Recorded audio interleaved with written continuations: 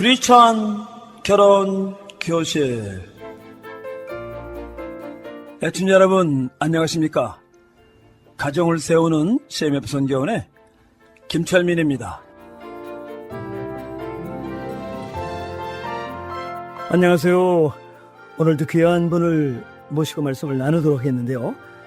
이 시간에 나오신 분은요, 이주리 성담사이십니다. 안녕하세요. 네, 안녕하세요. 반갑습니다. 네, 안녕하세요, 여러분. 오늘 이렇게 함께 우리가 사랑하는 사람과의 관계에서 좀 더 건강하게 서로가 대화할 수 있는 그런 대화 방법에 대해 함께 이야기해보면 좋겠다.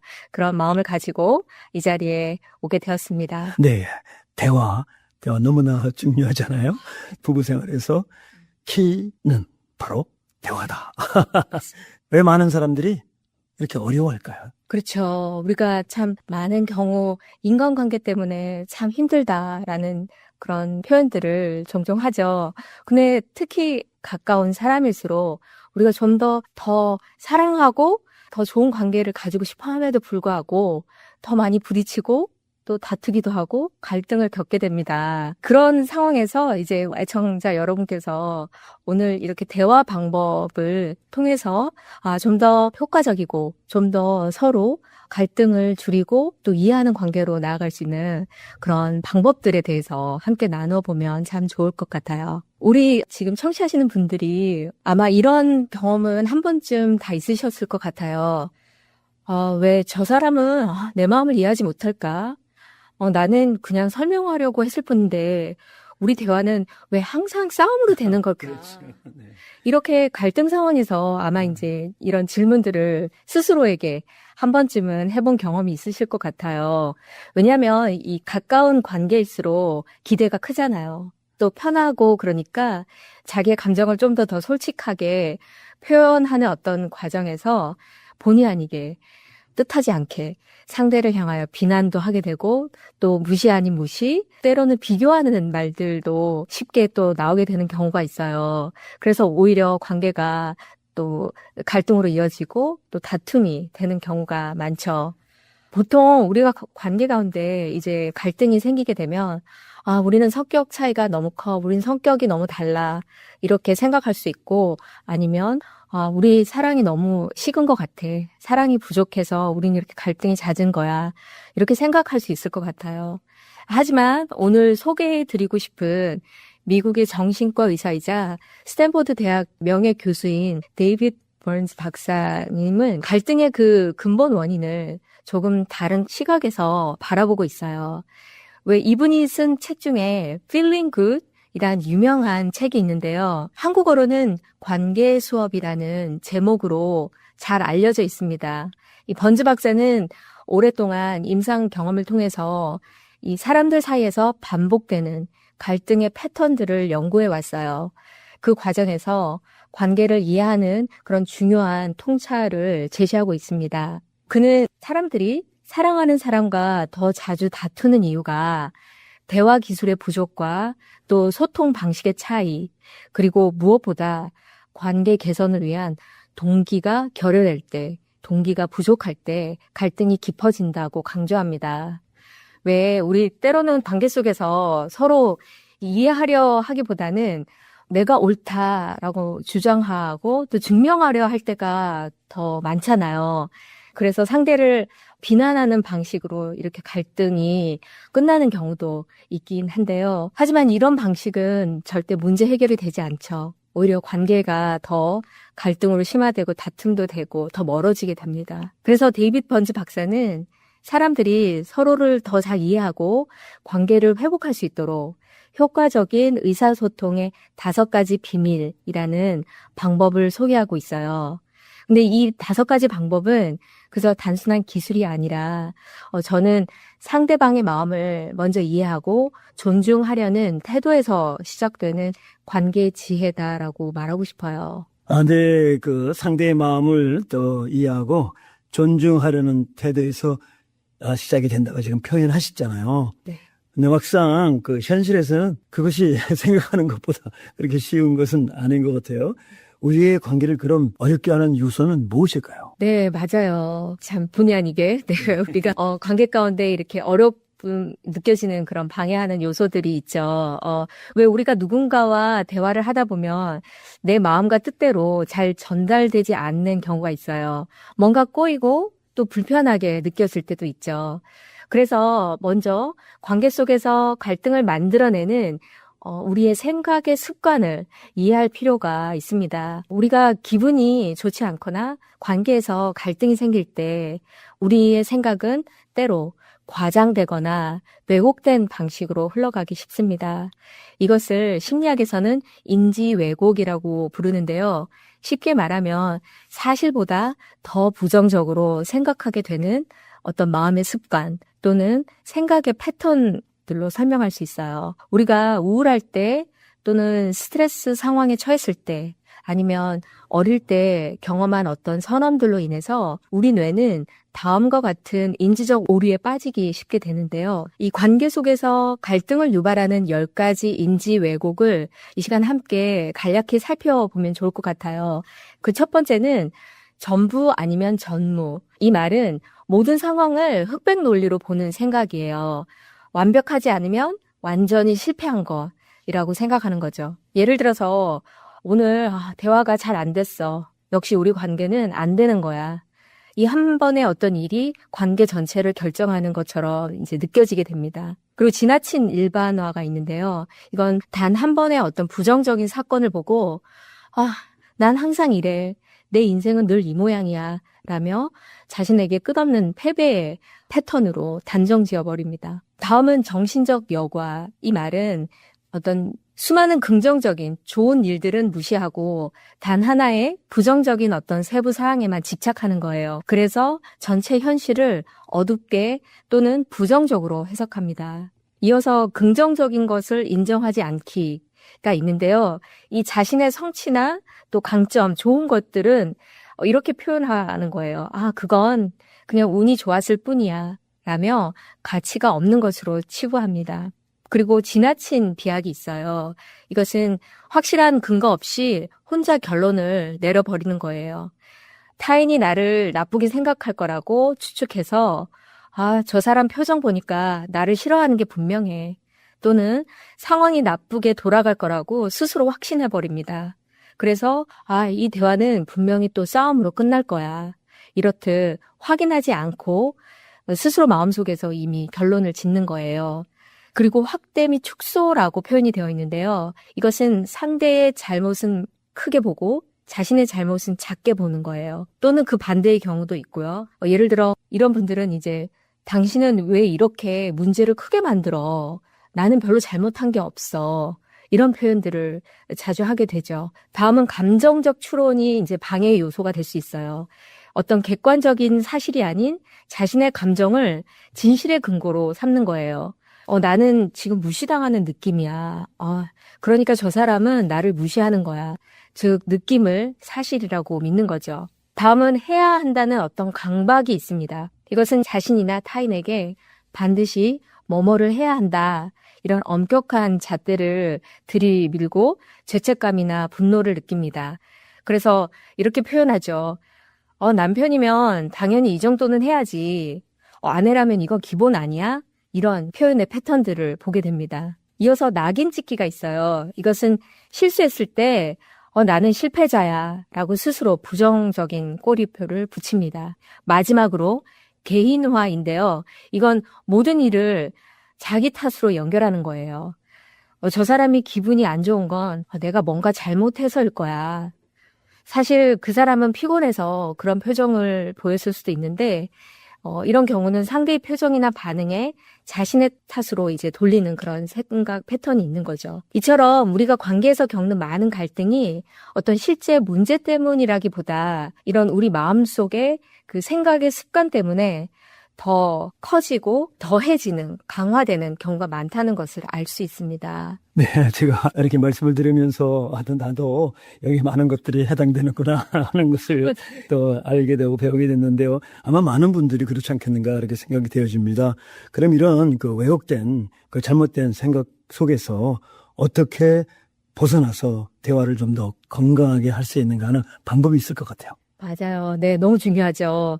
사실은 저 역시도 이 내용을 쭉 이렇게 접하면서 나 자신을 돌아본 거예요. 이게 관계 가운데 갈등이 생길 때 저는 이 흑백 논리로 본다는 거예요. 아니면 때로는 해야 한다는 어떤 강박적인 생각에 이제 오류에 자주 빠져 있었구나. 이런 생각을 하게 되었어요. 그래서 이 데이비드 번즈 박사는 이런 왜곡된 생각의 패턴을 이해한 후에 이제 관계를 건강하게 만드는 방법으로 이 효과적인 의사소통의 5가지 비밀을 제시합니다. 이어서 그 첫 번째 기법으로는 무장해제 기법이 있어요. 이 말은 좀 생소하죠. 좀 어렵게 들릴 수 있을 것 같은데요. 아주 쉽게 말하면 상대의 말 속에서 맞는 부분을 찾아주는 거예요. 상대 말 속에서 일말의 작은 진실을 하나 발견해 주는 것이라고 설명할 수 있어요. 우리는 누가 우리를 비판하면 자연스럽게 방어적으로 반응하게 됩니다. 예를 들어, 아니야, 당신도 똑같잖아. 그건 너무 심한 말이지 않아요? 이런 말들이 바로바로 튀어나오게 되죠. 그런데 이렇게 반응하면 대화는 금방 감정 싸움으로 번지게 됩니다. 예를 들어 남편이 이렇게 말한다고 해볼게요. 아내에게, 당신은 요리하고 나면 부엌이 항상 엉망이야. 어떠세요? 이 말을 듣는다면. 네, 바로 어떤 방어적인 자세가 될 것 같아요. 그래서 이렇게 말합니다. 내가 언제 그랬어요? 당신이 부엌을 쓰고 나면 더 엉망이고 지저분하거든요. 이런 어떤 방어적인 표현이 바로 나오게 됩니다. 그런데 이 무장해제 기술은 여기서 조금 다르게 접근하는데요. 잠깐 멈추고 이렇게 생각해 보는 거예요. 지금 이 말 속에 맞는 부분이 하나라도 있을까? 그리고 이렇게 말해볼 수 있어요. 맞아요. 내가 요리할 때 가끔 부엌이 좀 어지럽긴 하죠. 그게 당신한테 좀 불편했을 것 같아요. 이렇게 말한다면 신기하게 대화의 분위기가 달라지죠. 상대도 더 이상 공격적으로 말할 필요가 없기 때문이에요. 오히려 내 말을 지금 이해해 주려고 하는구나 이렇게 느끼게 됩니다. 여기서 근데 중요한 것은 억지로 맞추려고 하는 것이 아니라 진심으로 인정하는 것이에요. 왜 속으로는 화가 나 있는데 겉으로 말하는 거죠. 그래요. 내가 다 잘못했어요. 라고 말한다면 어떠세요? 말투에서 이 금방 느껴지죠. 네. 오히려 이런 표현들은 관계를 더 불편하게 만듭니다. 이렇듯 무장해제 기법을 쓰면 상대방의 말이 전혀 비합리적이거나 부당하다고 할 때조차 그 안에 순수한 진실을 찾아낼 수 있게 됩니다. 네, 상대방의 그 비합리적인 이야기를 하면요, 좀 부담이 될 때가 많은 것 같아요. 맞아요. 그 비합리적이고 부당한데 인정해준다. 이러면 조금 어떤 느낌이 들까요? 좀 약간 억울한 느낌도 그래요. 네. 들 것 같아요. 너무 이해가 되는 부분인데 실은 이 기법에서 이제 많은 분들이 이런 상황에서 이제 어려움을 표현하기도 합니다. 그래서 이 무장해제 기법을 조금 역설적인 방법으로 설명하기도 하는데요. 보통 우리가 비판을 받으면 바로 방어하려고 하잖아요. 아까도 얘기했듯이 그건 아니야. 당신이 더 문제야. 이렇게요. 그런데 이렇게 방어를 하면 오히려 상대의 말이 더 맞다라고 느끼게 만드는 경우가 돼요. 이게 바로 역설인데요. 이 반대로 상대의 말 속에서 이 작은 부분이라도 인정해주면 오히려 그 비판이 힘을 잃게 됩니다. 이것도 하나의 역설이라고 볼 수 있죠. 예를 하나 들어볼게요. 남편이 아내에게 이렇게 말합니다. 당신은 남의 말을 귀담아 듣지 않아. 이제 이 말을 들은 아내는 속으로 이렇게 생각합니다. 또 시작이네. 말도 안 되는 소리야. 항상 저래. 이렇게 남편의 말이 너무 어이가 없어서 대꾸할 가치가 없다고 여겨지는 거예요. 그래서 아내는 그 순간 아무 대답도 하지 않고 무시해버립니다. 그런데 아이러니하게도 이 순간 아내는 또 한 번 남편의 말을 듣지 않은 셈이 됩니다. 그래서 오히려 남편의 말을 맞는 것처럼 만들어버리게 되는 거죠. 여기서 이제 관점을 돌려서 무장해제를 이제 사용한다면 이렇게 표현할 수 있죠. 맞아요. 인정하기는 좀 싫지만, 나는 남의 말을 귀담아 듣지 않을 때가 있어요. 당신이 뭔가 지금 속에 있는 말을 하려고 하는 것 같은데 내가 놓친 것 같네요. 그래서 속상했겠다. 이렇게 표현하면서 지금 다시 얘기해 볼 수 있을까요? 어떠세요? 이렇게 말하는 순간 이미 아내는 남편의 말을 귀담아 듣고 있는 상태가 됩니다. 그때 남편의 감정도 신기하게 가라앉고 또 두 사람의 관계 분위기가 훨씬 이제 달라지게 되겠죠. 네. 내 말씀을 들어보니까 이해는 돼요. 그리고 상대방의 말하는 것을 동의하고 그리고 인정해 주게 되면은 또 분위기가 이제 달라지게 될 텐데 이것은 한 번에 되는 게 아니고 많은 연습이 필요할 것 같아요. 맞아요. 어떻게 하면 좋을까요? 네, 정말 현실적인 질문입니다. 네, 저도 이제 방법으로 대화를 우리 부부 관계에서도 또 자녀 관계에서도 이렇게 연습을 해보았는데 이게 제가 가지고 있는 방식, 대화 패턴대로 처음엔 반응하다 보니까 이게 쉽지 않더라고요. 저 같은 경우에는 아까 왜곡된 생각의 그 습관 중에서 어떤 흑백 논리에 그 내가 맞다, 저 사람 틀렸다 이런 생각이 먼저 올라오게 되더라고요. 그럼에도 불구하고 이 이제 방법은 그 많은 사람들에게 정말 효과적인데 익히기는 쉽지 않다라고 말을 하기도 해요. 그 이유는 그 자존심 때문이죠. 예를 들어 내가 틀렸다, 틀릴 수 있다라고 인정하는 건 우리 모두에겐 참 어려운 내 이야기잖아요. 특히 가까운 사람일수록. 또 하나는 두려움과 불신 때문입니다. 내가 인정하면 상대방이 더 공격적으로 반응하게 될 거라는 그런 의심, 네, 불신이 있는 거죠. 그리고 내가 저 사람한테 약해 보이면 어떡하지? 이제 이런 생각들이 자연스럽게 올라옵니다. 그래서 우리는 보통 끝까지 방어하거나 내가 맞다, 그리고 상대는 틀렸다라고 주장하는 쪽을 선택하게 되는 거죠. 이렇게 계속 부정하면 감정은 이제 더 올라가고 작은 부분이라도 상대 말에 인정하면 오히려 감정이 수그러들고 이제 대화가 더 자연스럽게 이어질 수 있는 거죠. 처음부터 잘하려고 하기보다 혹시 갈등 가운데 있다면 작은 진실 하나 한번 찾아보자. 이런 마음으로 연습해보면 좋을 것 같아요. 네, 무조건 제일 중요한 것은 우리 가정에 또 우리 부부 사이에 이렇게 대화에 문제가 있는데 이거를 해결하기 위해서 어떤 방법이 좋을 것인가 인데 첫째로는 나의 대화 방법을 먼저 알아야 되겠고 그다음에 나의 생각 패턴을 아는 것이 참 중요하구나 하는 것을 다시 했고요. 그리고 그래서 이제 무장해 이제 기법 지금 말씀하신 대로 그걸 이제 훈련하게 되면은 여유 있는 마음을 가지고 이제 바라볼 수 있다고 이렇게 말씀해 주셨어요. 또 다른 방법이 또 있을 것 같아요. 네. 이어서 이제 네 가지 이렇게 쫙 이어서 한번 나눠볼게요. 두 번째는 생각과 감정 공감이 있어요. 이 생각 공감은 상대가 말한 내용을 이해해 주는 것이고요. 감정 공감은 그 말 뒤에 있는 상대의 마음을 느껴주는 거예요. 많은 경우에 우리는 상대의 말을 들으면 바로 해결책을 주려고 하거나 이제 해명하고 설명하려고 할 때가 있어요.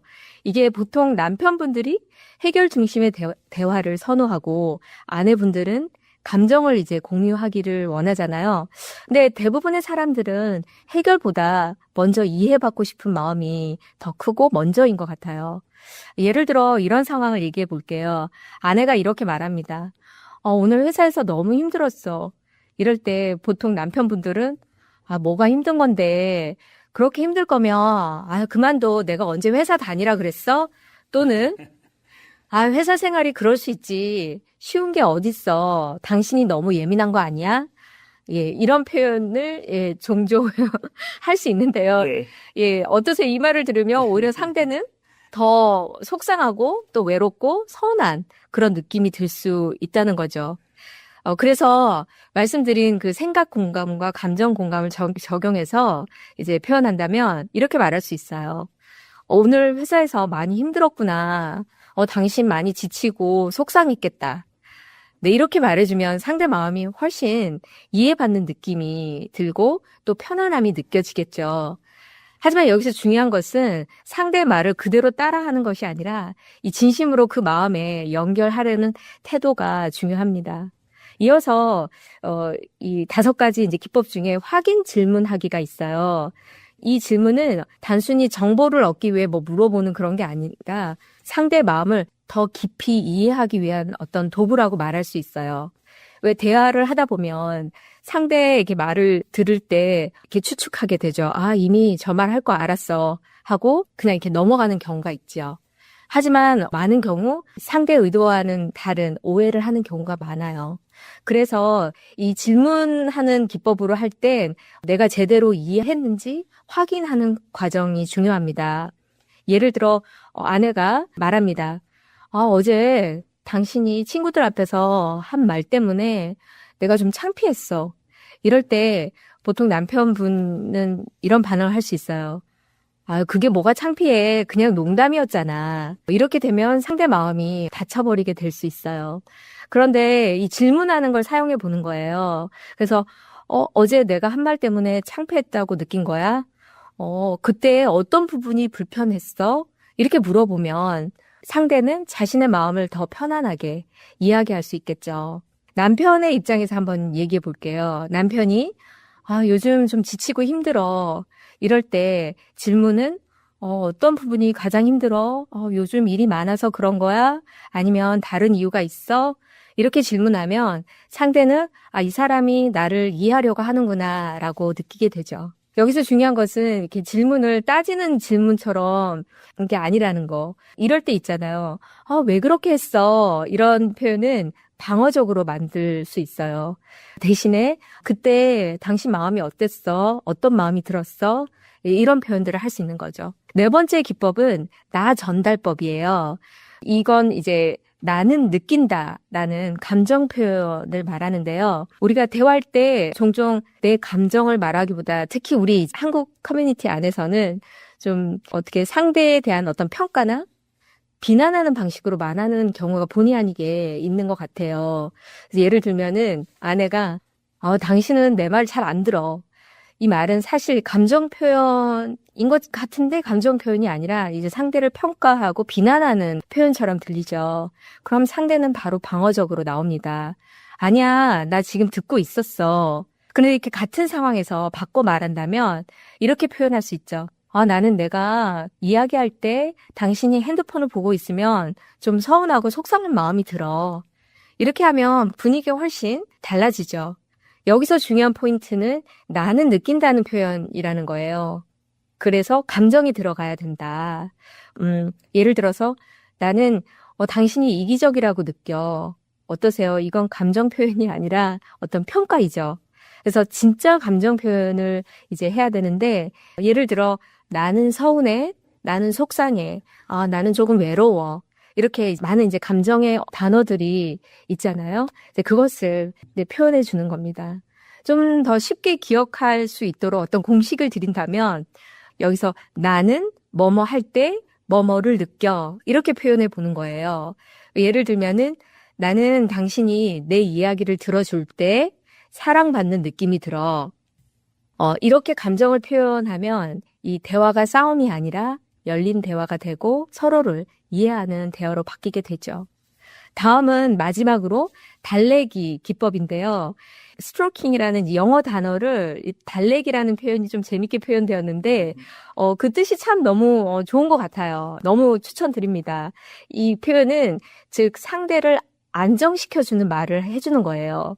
조금 쉽게 말하면 상대의 마음을 인정해주고 관계를 따뜻하게 이어주는 말, 어떤 응원하는 그런 말들을 해주는 건데 우리는 가끔 대화를 하다 보면 내용은 맞는 말인데 어떤 태도나 말투, 표정 이런 것 때문에 관계가 불편해지고 멀어지는 경우가 있는 것 같아요. 예를 든다면 이제 아내가 속상한 마음을 이렇게 말합니다. 오늘 너무 힘들었어. 이럴 때 남편이 이렇게 위로를 해주고 싶었던 거예요. 그래도 그거 당신이 잘못한 거 아니야. 괜찮아. 그 정도는 다 겪는 일이야.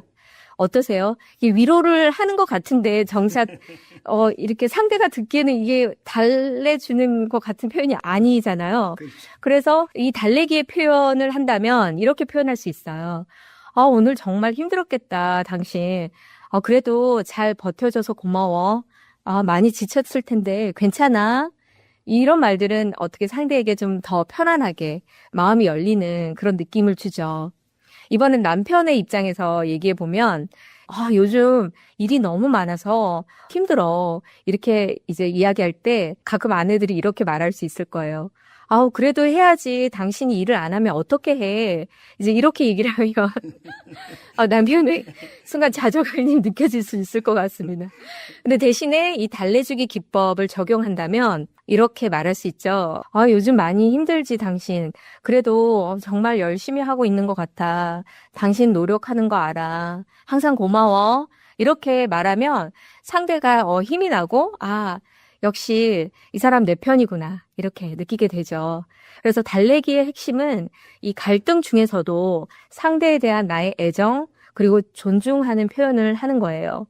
우리가 비록 다투고 있지만 난 여전히 당신을 아끼고 이 문제를 잘 해결하고 싶어. 이런 마음을 이렇게 담아서 말해주는으로써 안전한 분위기를 만들어 간다. 근데 이제 마지막으로 한 가지 제가 이 상담을 하면서 커플이나 이제 가족 상담 이렇게 하게 될 때, 이런 팁이 있으면 참 좋겠다. 왜냐하면 대화를 할 때 서로가 눈을 마주치고 고개를 끄덕여도 주고 또 부드러운 표정 한번 거울 보면서 자신의 얼굴을 이렇게 연습을 좀 해보시면 좋을 것 같아요. 그런 상대가 말을 들을 때 또 서로 대화할 때 이런 태도를 통해서 서로 존중받고 대화가 훨씬 부드러워지고 연결되겠죠. 네. 이 비언어적 대화 너무너무 중요하잖아요. 어떤 때는요, 제 경험으로 봐도 아내가 얘기했을 때 그냥 들어만 줘도 어깨에다가 손을 얹고 이렇게 들어만 줘도 아무 말 하지 않았는데도 그 위로받는 모습을 이렇게 보게 했는데, 근데 제가 맨날 하는 건 아니고 그런 경우를 이제 했는데 정말 중요한 것 같고요. 오늘 너무너무 귀한 말씀입니다. 네, 우리 오늘 저 말씀을 이렇게 들으면서 상대말 속에서 첫째로 우리 진실을 찾아야 되고 생각과 마음을 공감하게 되고 질문으로 이해하게 되고 감정을 표현하면서 따뜻하게 달래주는 것이 효과적인 의사소통의 비밀이다, 이런 말씀해 주셨는데 또 우리 결론적으로 한 말씀 해주신다면? 오늘 얘기 나눈 내용이 관계 속에서 갈등과 오해를 줄이고 우리 모두에게 더 건강하게 소통해 가는데 도움이 되는 그런 방법들이 됐으면 좋겠습니다. 마지막으로 말씀 하나를 나누고 싶은데요. 야고보서 1장 19절에 이렇게 말씀합니다. 듣기는 속히 하고 말하기는 더디하며 성내기도 더디하라. 이 말씀처럼 우리가 조금 더 잘 듣고 조금 더 여유를 가지고 상대의 말을 인정하며 공감해 줄 때 우리의 관계는 서로를 향한 신뢰와 사랑으로 회복될 수 있다라는 믿음을 갖습니다. 오늘 하루 가장 가까운 사람에게 따뜻한 한마디를 건네보시면 어떨까요? 네, 귀한 말씀 대단히 감사합니다. 오늘 이 시간에는요, 이주리 상담사께서 건강한 관계를 위해서 어떻게 해야 할지를 말씀해 주셨습니다. 애청자 여러분, 다음 시간까지 안녕히 계십시오. 크리스찬 결혼교실은 결혼할 분에게 결혼에 대한 이상을 심어주고 결혼한 분에게는 행복한 결혼생활로 인도하는 프로그램입니다. 관심 있으신 분은 CMF 선교원 562-483-0191로 이 프로그램이 끝난 후 전화해 주시기 바랍니다.